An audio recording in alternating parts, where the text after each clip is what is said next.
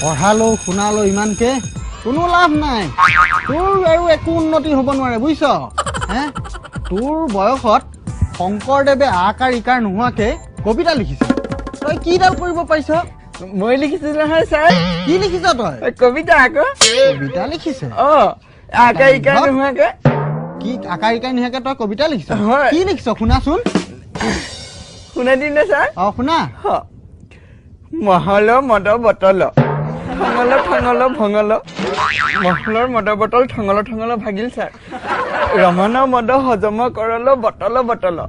ৰমণে মদ হজম কৰিলে বটলে বটলে হজম কৰাল বহত তব শয়ন কৰাৰ ৰহত হজম কৰাৰ পিছত তেওঁ শুই থাকিলে তব বম কৰাল হলক হলক তেতিয়া বমি কৰিলে হলকে হলকে ভপ গহন কমল খবৰ খবৰ লয়ল মৰ মৰ কহল থাপৰ থাপৰ চৰ পৰল ধমৰ ধমৰা পাদল চৰক চৰক মটল